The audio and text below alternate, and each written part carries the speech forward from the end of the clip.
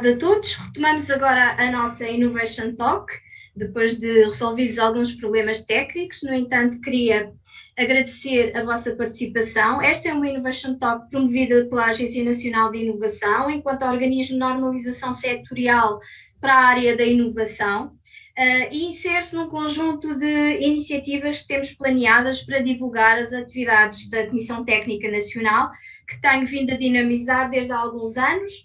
Deixo desde já o convite para revisitarem a Innovation Talk número 15, em que divulgamos também algumas experiências de empresas na implementação de sistemas de gestão de inovação, e deixo também o convite e o apelo para me contactarem, caso pretendam saber mais coisas sobre as atividades que temos vindo a desenvolver ou queiram participar nos trabalhos desta Comissão Técnica Nacional e até nas reuniões da Comissão Técnica Nacional ou nos trabalhos em curso de âmbito internacional. O tema que hoje nos traz aqui é a avaliação e medição das atividades de inovação, que contributos para a criação de valor, precisamente porque a criação de valor é um dos objetivos principais ou o pilar das atividades de inovação nas organizações. Valor económico, valor social ou outro tipo de efeitos que a inovação traz no sentido de proporcionar a diferenciação, a criação ou manutenção de vantagens competitivas das empresas e de as tornar mais robustas, mais resilientes às mudanças que vão ocorrendo no nosso contexto externo.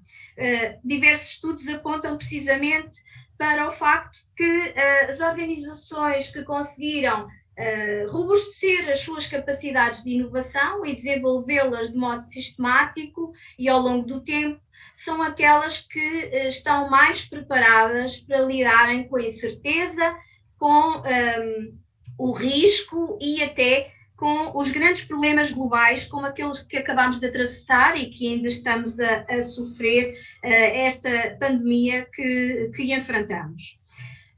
Por outro lado, é importante saber também que, e todos nós certamente partilhamos esta visão, quem trabalha na inovação, que a tomada de decisão no interior das organizações está cada vez mais suportada em dados objetivos, credíveis e em evidências, felizmente para todos, que dessa forma conseguem conferir uma maior qualidade à gestão e um maior suporte àquilo que são as escolhas e as decisões que vão sendo tomadas. Por isso, a implementação de processos de gestão de inovação nas empresas e noutras organizações tem vindo a ser cada vez mais acompanhada de uma perspectiva de avaliação e que pode enquadrar diversas áreas, categorias de medição, diversos indicadores e métricas de avaliação. 2017, que foi já aplicada por inúmeras empresas portuguesas, mais de 200, e temos aqui pelo menos uma delas, teve o mérito, entre outros aspectos, de salientar a importância da avaliação dos resultados de IDI, de investigação, desenvolvimento e inovação. Menciona, por exemplo, a importância de analisar o ROI, o retorno financeiro, que as atividades de inovação podem gerar. Menciona, por exemplo, o contributo que as atividades de inovação pode ter para a retenção de talento, a atração de pessoas qualificadas, a contribuição também para atingir outros benefícios, como, por exemplo, o desenvolvimento de novos produtos, serviços ou processos inovadores, tão necessários à competitividade do país e, sobretudo, à alteração do padrão de especialização da economia. Mas a avaliação e a medição na área de inovação tem estado muito presente naquilo que são as orientações das principais organizações internacionais, por exemplo, da OCDE, da Comissão Europeia, entre outras, e também no trabalho desenvolvido nos fóruns internacionais, como na ISO e noutras plataformas de normalização. Dando-vos o exemplo da ISO 56002. É uma norma muito recente, felizmente também já publicada através do Instituto Português da Qualidade em versão portuguesa, portanto está acessível a todas as organizações que queiram saber mais sobre este tema. E na ISO 56002, que é uma norma de orientação para a implementação de sistemas de gestão de inovação, foca-se também a importância da avaliação e medição. Em primeiro lugar, as organizações podem e devem definir as áreas que querem enquadrar no seu framework de avaliação, desde as áreas mais de estratégia, políticas, processos, até aos resultados. Devem também identificar quando e quais os indicadores de desempenho de inovação que querem aplicar.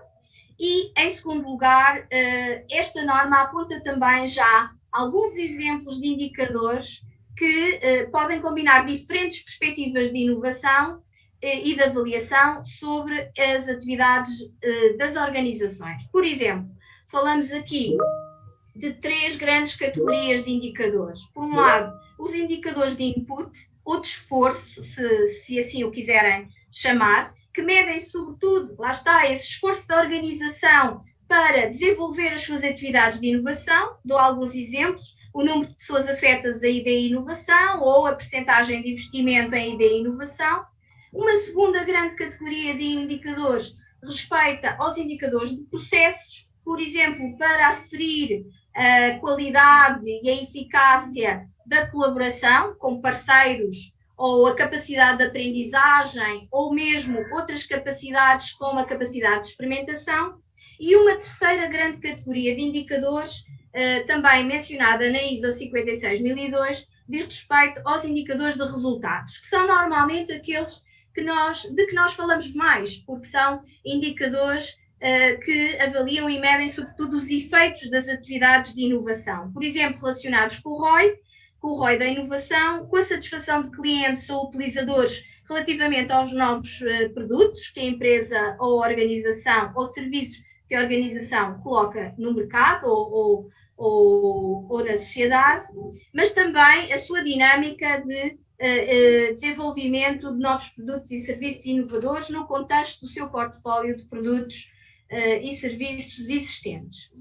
Precisamente por ter sido atribuída grande importância à avaliação e medição da inovação, e mais especificamente nas operações que no dia a dia acontecem nas nossas empresas, foi criada também na ISO, no Comitê Técnico 279, um grupo de trabalho de que vários portugueses fazem parte para a produção de uma norma nesse domínio, que será a ISO 56008. Não iremos hoje falar dela, porque está em produção, mas fiquem atentos às novidades, porque iremos ter mesmo uma norma, um guia de orientações para a avaliação e medição na área da inovação. O que posso dizer neste momento é que estamos, a equipa portuguesa, muito envolvida nestes trabalhos de normalização, muito focados em contribuir com a nossa experiência que desde 2007 existe em Portugal, partilhando também as necessidades e as especificidades da realidade portuguesa, de modo a que uma norma internacional seja uma norma que sirva os propósitos das nossas empresas. Por isso, para falar um pouco sobre as experiências das nossas empresas e das nossas organizações, e para gerirmos melhor o tempo, eu iria passar de seguida aos nossos oradores convidados. Hoje temos connosco 3 empresas nacionais para nos falarem do caminho que tem sido trilhado nesta área da gestão de inovação e com a ligação à sua componente de avaliação e medição.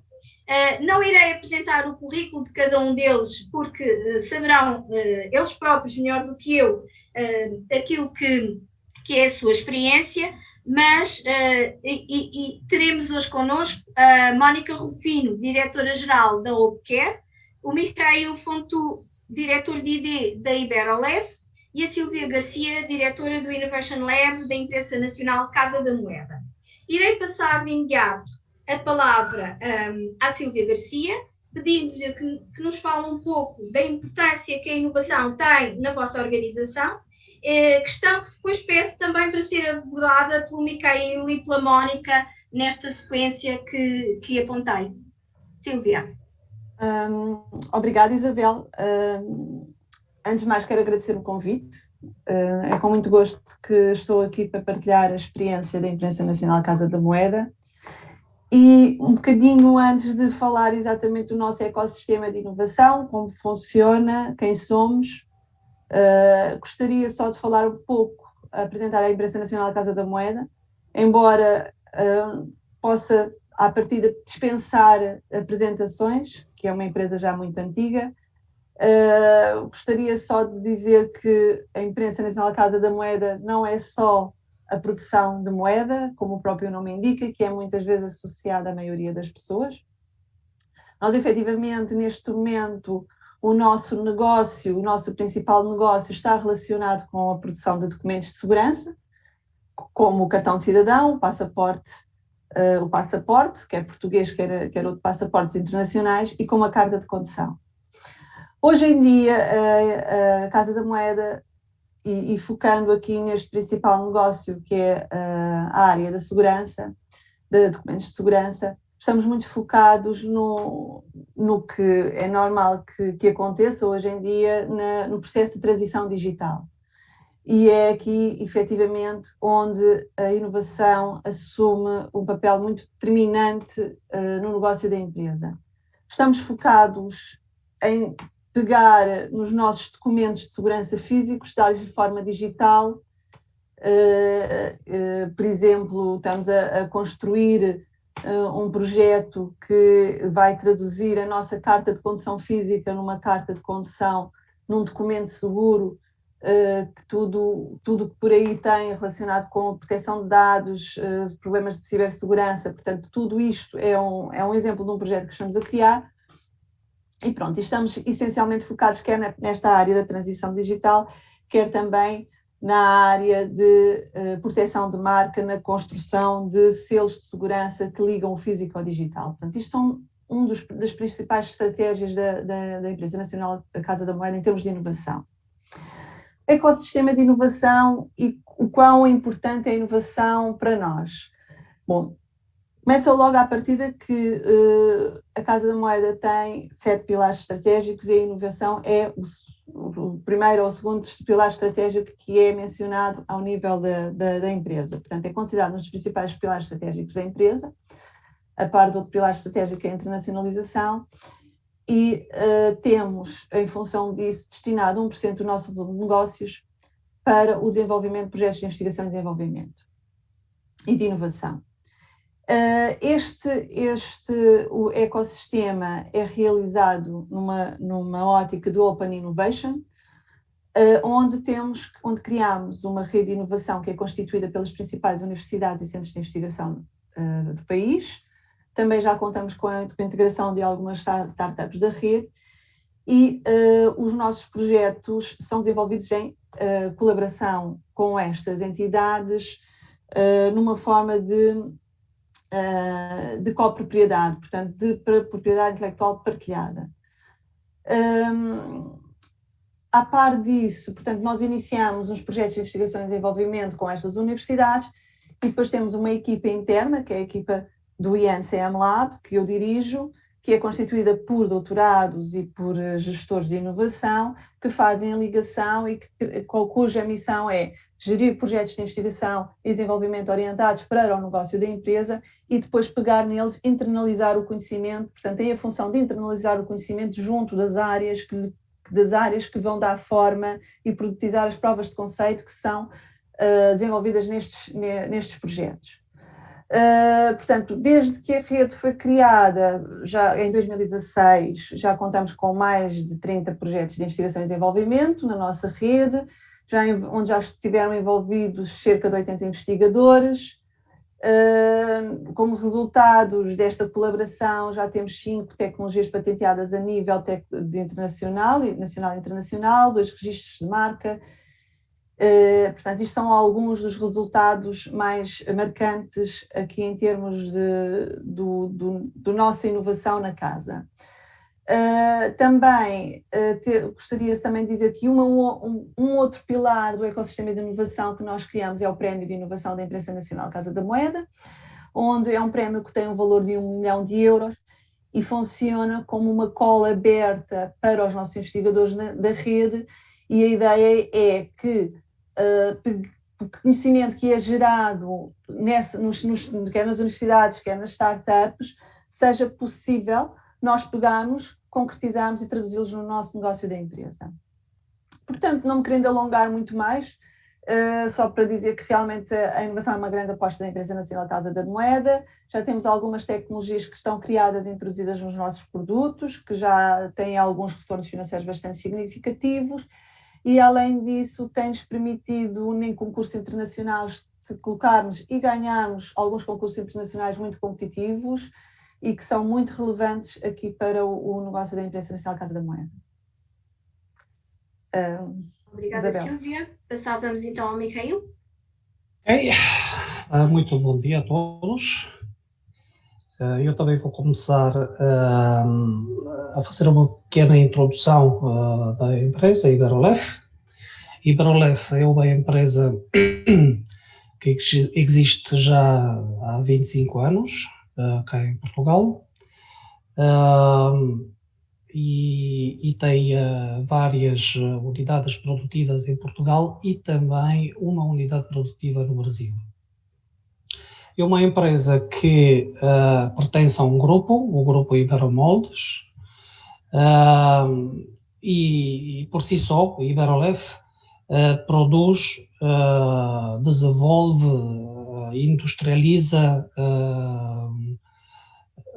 componentes em plástico para vários setores industriais, nomeadamente, se calhar o mais representativo é o setor automóvel. É o mais representativo, uma vez que, neste momento, para nós, o setor automóvel representa qualquer coisa como 90% do valor de faturação anual. Vindo a responder à pergunta da doutora Isabel, relativamente à importância do IDI na empresa. Para nós também, IDI é um dos principais pilares da estratégia da empresa, e por isso que, em termos de números, falando agora, o investimento anual em inovação arronda qualquer coisa como 3,5% até 4% anual face ao volume de negócios da empresa. Sendo que não é uma empresa muito grande, a Iberolef, uma vez que tem à volta de 500 trabalhadores, colaboradores. Em termos de número de pessoas afetas ao IDI, devo apontar que nós temos à volta de 20 até 25 pessoas afetas ao IDI. Nem todos, digamos, a 100%, o que é normal. E que, em termos de projetos, colaborações, nós também estamos inseridos em vários clusters. Um deles é o Cluster Engineering and Tooling de Portugal, e juntamente com os parceiros do cluster, mas também outros parceiros, e no âmbito de vários projetos de investigação, colaboramos com instituições nacionais ou internacionais, entre os quais, claro, universidades, institutos de interface com a indústria e, claramente, outras empresas nacionais e internacionais. Espero ter respondido à pergunta. Obrigada, Micael. Iria passar então à Mónica. Muito bom dia. Gostava de cumprimentar os meus colegas do webinar, Silvia e o Neil. Agradecer o convite da ANI para representar a Opcare nesta conversa sobre inovação e desafios, e também agradecer à doutora Isabel Caetano pelo convite à Opcare e pelo excelente enquadramento que acabou de fazer para todos. De uma forma muito concreta, a Opcare é uma empresa na área da saúde digital e, como tal, o ADN desta empresa é a inovação e levar os outros a inovar. Portanto, nós somos, em bom rigor, uma empresa que tem um produto que leva os seus clientes a inovar. Quem não quiser inovar, normalmente não é cliente da Opcare. O ADN da Opcare é construído com base num pilar de inovação. A Opcare começou em 2012 e o seu primeiro produto é o produto estrela que temos hoje, uma plataforma de telemetrização de sinais de saúde que permite um controle remoto dos sinais de saúde de várias pessoas. Está muito focada numa fase inicial para a monitorização dos doentes crónicos em entidades de saúde hospitalares, públicas e privadas, mas foi um produto que foi evoluindo e neste momento tem como base um produto que é o HC Alert, que teve inclusivamente algumas distinções a nível nacionais e internacionais, e de uma forma muito resumida, este produto permite, através de 3 componentes, que os profissionais de saúde possam acompanhar o estado de saúde dos seus utentes. O componente 1 é uma app para o próprio utente poder fazer a monitorização dos seus sinais de saúde, ligando devices, dispositivos médicos à plataforma. O segundo componente é um algoritmo de triagem que permite emitir alertas que podem ser cinzentos, no caso não haver medições, verdes se estiver tudo bem com o meu sinal de saúde, e dou um exemplo, se estiver tudo bem com a minha oximetria, que agora está muito em voga. Amarelo se houver algum desvio em relação ao padrão, e vermelho quando realmente o alerta é bastante exacerbado e exige uma intervenção do profissional de saúde. Aí entra o terceiro componente da plataforma. O profissional de saúde, estando no hospital ou estando no seu ambiente de trabalho, de consultório, pode ver na parte profissional do HC Alert o que é que se passa com o seu utente. Qual é a vantagem desta plataforma de saúde digital? É que ela é inovadora ao ponto de permitir que a pessoa esteja em casa, no seu ambiente natural, e não tenha que estar no hospital para ser monitorizada e para ser acompanhada. E muitas das vezes evitamos que a pessoa se desloque ao hospital ou que tenha que ter mais consultas de vigilância porque são doentes crónicos, e o médico, por seu lado, também sabe que está descansado e que, quando há algum sinal de alerta, é-lhe indicado na plataforma. Não entrando em muito mais detalhes sobre a forma como funcionamos, porque isso são outros webinars, o que posso destacar da plataforma é que ela, em 2012, já era pioneira e já era inovadora, porque trabalhava numa base de cloud. E, na altura, pouco se falava ainda do cloud, havia muita desconfiança com o cloud. Dados de saúde têm que estar bastante protegidos e bastante bem armazenados e guardados. Nós temos os nossos servidores todos na Holanda. A Holanda é considerado o melhor centro de hosting para estas plataformas de saúde.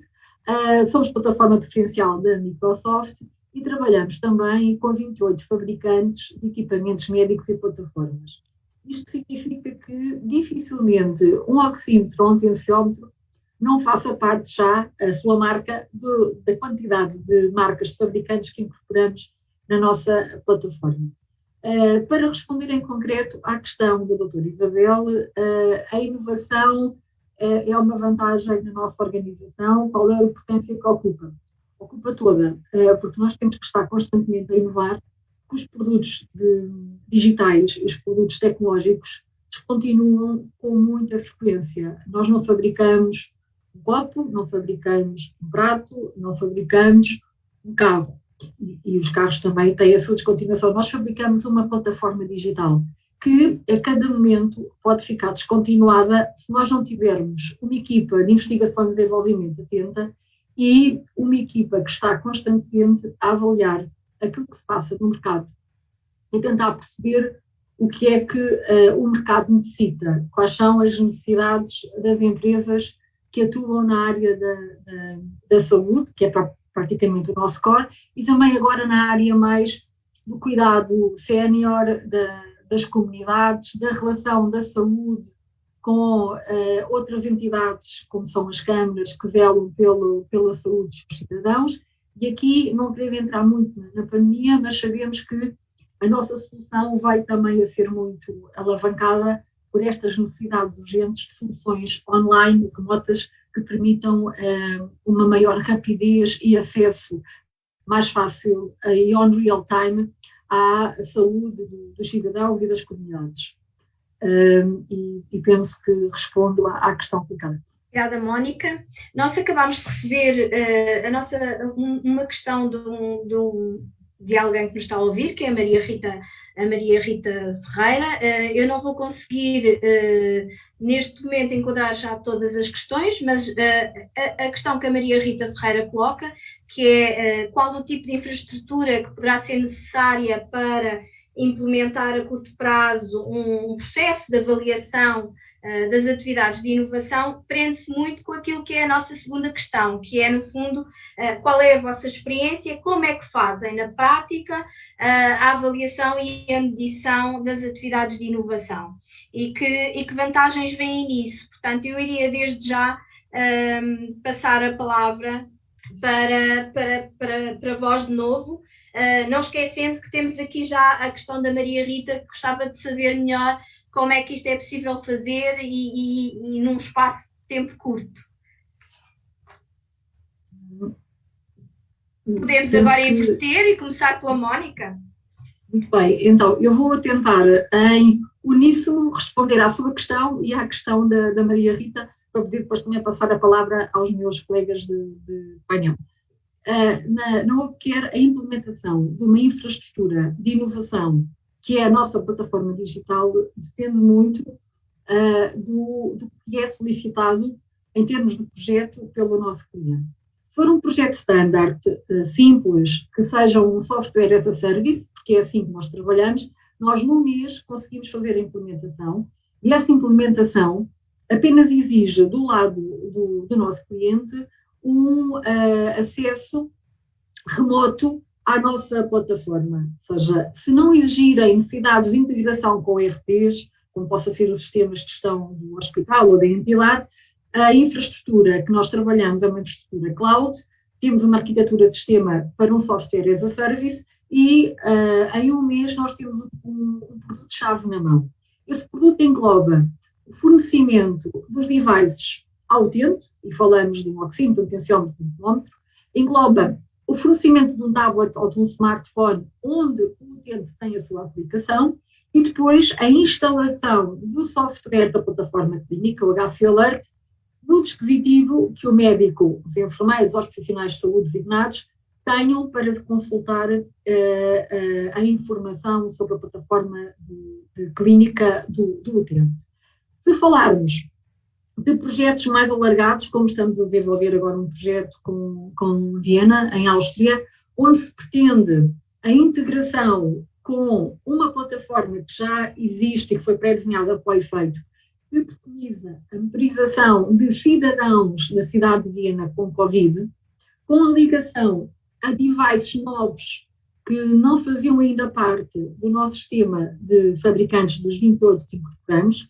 Aí estamos a falar de um piloto que vai demorar na sua infraestrutura cerca de 2 meses. Aliás, já está feito o roadmap, irá ser concluído no final de agosto, e aí sim falamos de um projeto, respondendo à Ana Rita, que pode demorar 2 meses. Mas voltamos a dizer o mesmo, estamos a trabalhar todos remotamente, nós não precisamos de ir à cidade de Áustria, nós não precisamos ter reuniões presenciais para criar esta infraestrutura e para criar este projeto, trabalhamos todos via cloud. E isto é uma das grandes vantagens das empresas que conseguiram, há 8 anos, ter esta capacidade e esta facilidade, como referia há pouco a doutora Isabel, de pensar diferente e pensar antes. E normalmente quem pensa primeiro e acerta tem vantagem competitiva nestas questões. Portanto, penso que respondi à questão da Ana Rita. Em relação à doutora Isabel, 2 pontos que ainda gostava de referir. As dificuldades, os obstáculos que empresas como a Obequer têm sentido quando, em 2012, lançaram uma solução deste género, são as resistências do mercado para soluções que são muito disruptivas e para uma altura em que o digital não era tão forçado como é agora. Portanto, fizemos um caminho duro, foi um caminho com muito investimento em provas de conceito, com entidades, até conseguirmos ter cases com resultados realmente divulgados, com métricas de avaliação, que permitem já aos hospitais e ao Sistema Nacional de Saúde dizerem com muito orgulho que quando implementam soluções como a da Obequer do HC Alert, conseguem, ao fim do ano, para um grupo médio de 15 utentes, ter um saving de 60 mil euros, ter uma redução de 55% no número de internamentos destes doentes que eram monitorizados, ter uma redução de 60% nas idas às urgências dos hospitais, ter uma redução de 55% nas consultas de rotina e houve um deles que publicou inclusivamente que conseguiu descer a taxa de mortalidade nestes focos de grupo de doentes que eram monitorizados e eram e que são, porque a grande vantagem, eu gosto de perder mais tempo com as coisas positivas, a grande vantagem da solução da Obequer e de outras soluções que existem no mercado nesta área é que, uma vez implementadas, dificilmente a entidade deixa de ter esta solução e não abdica dela, porque as vantagens são enormes, são muito fortes para o utente, há um crescimento enorme da qualidade de vida e do bem-estar do utente, do bem-estar dos familiares, dos cuidadores informais, e há uma tranquilidade para o profissional de saúde, o médico, o enfermeiro que faz o seguimento destes utentes. E essas vantagens muitas das vezes não estão no PNL nem no EBIT do hospital, da organização. Mas quando conseguimos perceber que há uma redução no número de internamentos, sabemos quanto é que custa o internamento por dia numa instituição hospitalar e conseguimos chegar ao ROI destes projetos. No entanto, aquilo que deixo como mensagem é que, para a quantidade de doentes crónicos que temos em Portugal, é ainda muito diminuto o número de doentes crónicos que estão a ser monitorizados por plataformas como a da Obequer. Portanto, as várias empresas que fornecem estas soluções em Portugal, são 3 empresas as principais, nós somos uma delas, ainda falta muito. E há um grande caminho a percorrer por parte das entidades hospitalares e públicas e privadas nesta solução. O que temos visto este ano é um despertar para estas soluções do apoio ao que é a hospitalização domiciliária, porque todos percebemos, fruto da pandemia, que não é necessário estar no hospital, não é necessário ir ao hospital, já há ferramentas tecnológicas e digitais que permitem que possamos estar no conforto dos nossos lares, na nossa casa, tranquilamente. O médico pode estar a atender casos mais urgentes e estar dedicado a assuntos e situações que são realmente relevantes e que exigem a sua presença e pode delegar em tecnologia e em soluções digitais a sua necessidade de controle do que são os doentes habituais. Uma coisa é importante referir, o digital não vem substituir o humano, ou seja, a inteligência artificial é um complemento. O clínico, o profissional de saúde vai estar lá sempre, mas deve lá estar para aquilo que é realmente importante e para aquilo que é a decisão. Porque quem sabe decidir são as pessoas, porque há o fator humano na decisão. As máquinas sozinhas não conseguem ter uma boa decisão. As máquinas vão-nos dar a informação, vão-nos dar uma orientação clínica, mas não podem decidir por nós. E muitas vezes é esta resistência que nós encontramos em algumas equipas de gestão, em alguns profissionais de saúde, que é até que ponto é que o digital sabe fazer bem e me vai ou não substituir. E esta é um dos obstáculos que temos notado à inovação e às soluções deste género. No entanto, pelo caminho que temos percorrido, percebemos que há uma grande abertura da mentalidade e, fruto do que aconteceu no ano passado e este ano, não vamos voltar a ser iguais e a inovação é já algo que faz parte do dia-a-dia das instituições. Peço desculpa se me alonguei. Obrigada, Mónica. Daqui fica mais ou menos visível que poderia ser interessante fazermos um Innovation Talk mais centrado nas externalidades daquilo que são e na avaliação dos impactos para a sociedade em alguns casos. De facto, a Mónica mostrou-nos que a avaliação e medição extravasa as fronteiras da organização e isso é muito importante porque nos permite ver outro tipo de indicadores que podemos trazer para o nosso framework de avaliação e medição. Eu passava agora ao Micael e depois à Sílvia. Obrigado. Eu vou ser muito direto. Digamos, a pergunta foi no sentido de como é feita a avaliação, a medição, digamos, da inovação na empresa. O nosso sistema de gestão de IDI, presumo que todas as empresas que estão certificadas têm uma série de indicadores que permitem fazer esse tipo de avaliação. Indicadores que são de vários tipos, alguns são quantitativos, outros são qualitativos. Costumamos a falar sobre indicadores de eficácia, de eficiência, neste caso, a medição da output, não é? Mais uma vez, são focados, digamos, principalmente para a medição do output, mas era assim que tinha, até agora, digamos, nós fizemos. Vamos ver com a nova norma, se mudamos um pouco de estratégia, não é? E posso dar, digamos, alguns exemplos de indicadores nesse sentido. Nós temos, principalmente,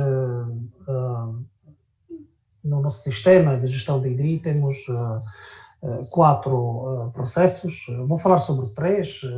O primeiro processo, que é a gestão de interfaces e produção de conhecimento, não é? Que é o ponto de partida. E neste processo, por exemplo, temos um indicador que tem a ver com o número de registros que são introduzidos no sistema, registros de conhecimento, não é? Mas depois temos um outro tipo de indicador, é a quantidade destes registros que efetivamente depois são utilizados ulteriormente pelo sistema para o desenvolvimento de uma determinada ideia ou de um projeto, não é? Ou seja, temos um exemplo do indicador de eficácia e, por outro lado, de eficiência.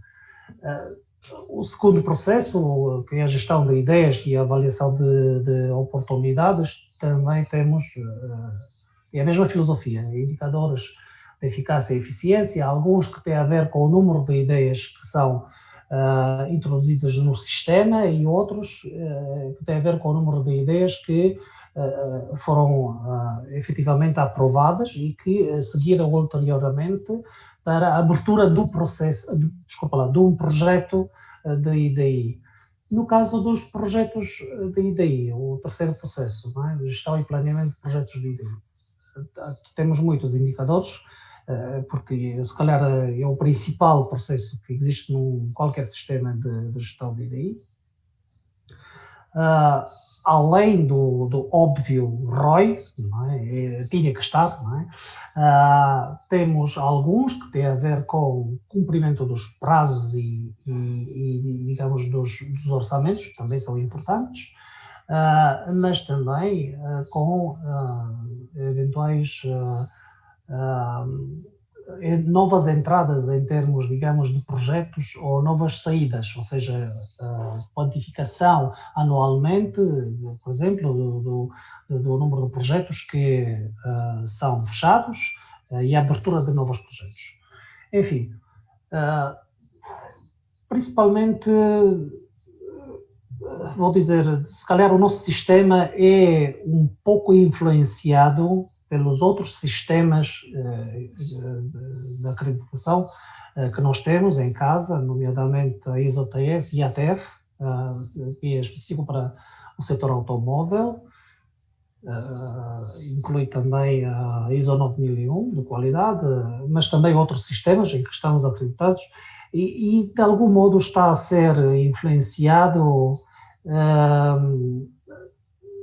principalmente devido ao mercado em que, o próprio mercado em que nós estamos inseridos, não é? Que é o mercado automóvel, que é o nosso principal mercado, que é um mercado extremamente conservador. Por isso, relativamente à pergunta da ouvinte, Ana Rita, se não me engano, quanto tempo é que demora a implementação de um projeto de IDI? Se eu percebi bem, era essa a pergunta. Vamos lá ver, um projeto de IDI para o setor automóvel demora entre 2 e 3 anos. Introdução no mercado do novo automóvel ou de uma nova versão de um carro também demora entre 4 e 6 anos, desde o início do arranque, digamos, do desenvolvimento até sair efetivamente no mercado. Se a pergunta fosse, porque eu não tenho dúvida que é essa pergunta que a auditora estava a falar, se a pergunta fosse quanto tempo é que demora a implementação do sistema de gestão de IDI nas empresas, era mais esse foco, era mais a implementação do sistema e na ligação com a medição. Pois, então, na minha experiência, tanto na Iberlet como nas outras empresas que conheço, normalmente demora a implementação de um sistema de gestão de IDI, uma vez, claramente, tem que ser bem planeado desde o início, demora entre 3 a 6 meses e requer a dedicação de pelo menos 2 pessoas, dedicação exclusiva. Uma que tem que assumir, digamos, toda a parte de gestão documental e a outra que deverá assumir, digamos, toda a parte, digamos, de estratégia da elaboração dos processos e procedimentos. Okay. É mais ou menos isto que demora 3 a 6 meses. Obrigada. E define-se, neste período define-se tudo, desde os processos, procedimentos, até os próprios impressos, os indicadores, é mais que suficiente. Obrigada, Micael. Eu iria passar à Silvia Garcia, já temos pouco tempo, mas queria dar a oportunidade à Silvia para apresentar e partilhar a vossa experiência de avaliação e medição, que certamente é muito interessante para todos, sobretudo pela inserção num ecossistema, como a Silvia referiu, bastante rico de atores. Isabel, pronto, eu vou tentar ser muito, muito sucinta e objetiva. Portanto, nós, na Casa da Moeda, nós focamos-nos muito, isto é, só para dizer que o sistema de avaliação é algo que está a evoluir e contínuo. Neste momento, o nosso maior foco está relacionado com indicadores de resultados e, posso dizer, também de esforço. E temos uma metodologia ligada essencialmente ao desenvolvimento de projetos de investigação e desenvolvimento, porque lá está, acaba por ser sempre o maior core. Efetivamente, há ainda que desenvolver alguns indicadores relacionados mais com a parte com o Mael falou de comunicação, com os parceiros, mas efetivamente não temos ainda esses indicadores trabalhados. Vou partilhar então os indicadores que temos relacionados com os projetos de investigação e desenvolvimento.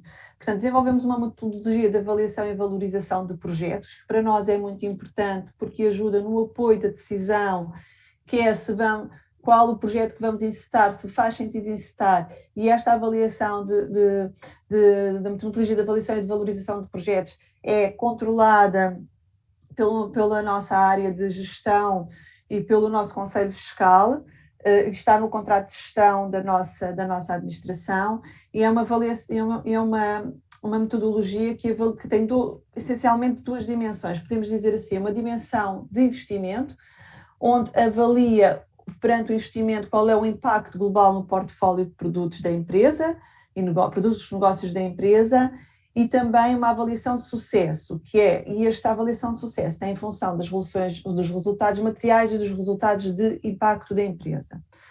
Falando só um bocadinho na avaliação de investimento, nós dividimos essencialmente entre critérios que são projetos de investigação e desenvolvimento, portanto temos uns critérios diferentes quando estamos a falar numa fase mais inicial dos projetos, e aí trabalhamos, verificamos qual é o potencial dos mercados, qual é a estratégia da empresa e eventualmente algum risco tecnológico, do ponto de vista tecnológico. Não entramos com a rentabilidade da empresa, entramos sim com critérios de rentabilidade da empresa, como o ROI, o TIR, já numa fase mais adiantada dos projetos. Portanto, há ali uma fase em que nós fazemos uma decisão de go ou no go, por exemplo, quando já temos a fase de protótipo ou de prova de conceito e analisamos, ok, conseguimos, que temos esta prova de conceito, temos este protótipo e avaliamos, aí já com dados mais concretos, qual é uma perspectiva de rentabilidade da empresa, como eu tinha dito.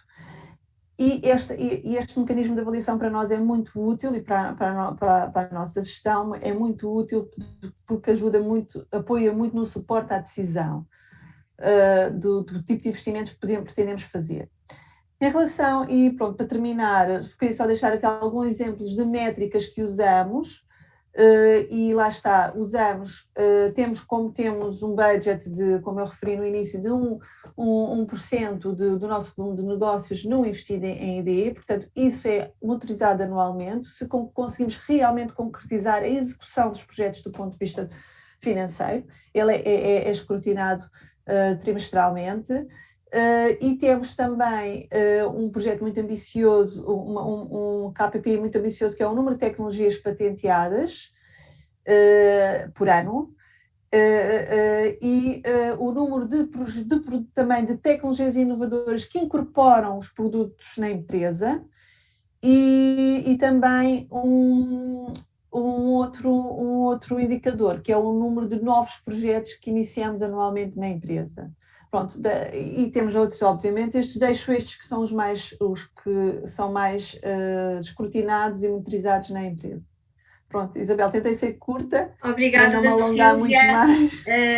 Como é evidente, e estando eu nesta área de inovação há bastante tempo, isto é uma área de exploração de ideias muito rica, que é muito difícil condensar numa sessão deste tipo. Portanto, abriram-se aqui várias janelas para outras sessões e para outras discussões.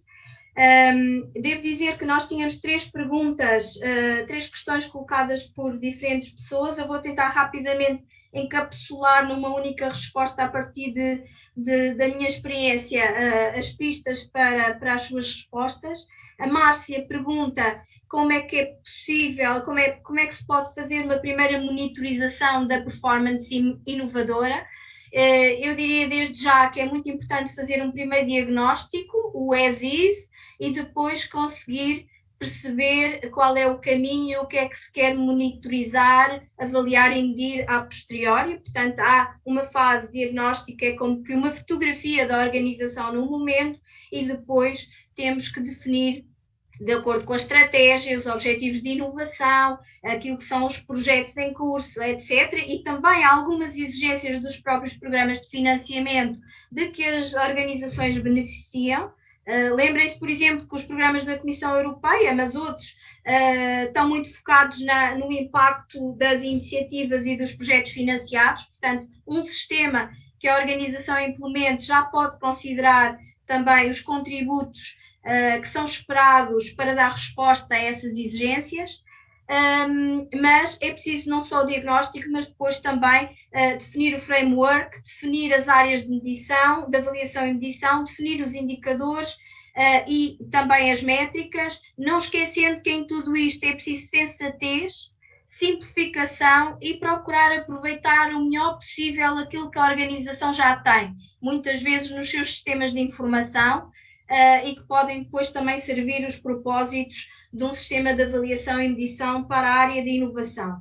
A Clara perguntava que tipo de aconselhamento ou apoio técnico existe.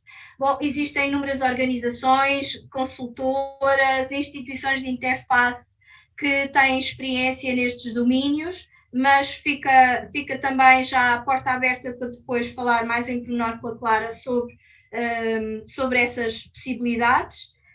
E a Carolina, salientando a importância da partilha também do Micael quanto à implementação do sistema de gestão de inovação, pergunta que ações de sensibilização e de partilha podemos antever para envolver outras empresas que assim consigam saber mais. Pronto, nessa perspectiva, enquanto Presidente da CT 179, eu direi que no nosso plano de atividades vamos procurar com o ONS, a ANI, mas também com o IPQ, com o IAPMEI e outras organizações e as empresas que já estão certificadas, planear algumas iniciativas que possam dar resposta a esta preocupação e também possam, no fundo, apontar os caminhos para sistemas de gestão de inovação que sirvam os propósitos de criação de valor nas nossas empresas e organizações nacionais. Por fim, e atendendo a que estamos sem tempo, agradeço a todos a vossa participação, aos nossos oradores, à ANI, que generosamente continua a apoiar a Comissão Técnica Nacional e a incentivar o trabalho da nossa Comissão Técnica, e a todos os parceiros que participam ativamente nos trabalhos de normalização em Portugal, na área da gestão de inovação, acreditando que só com uma gestão mais eficaz das atividades de inovação se conseguem atingir os propósitos das organizações e criar mais valor. Obrigada a todos. Muito obrigado.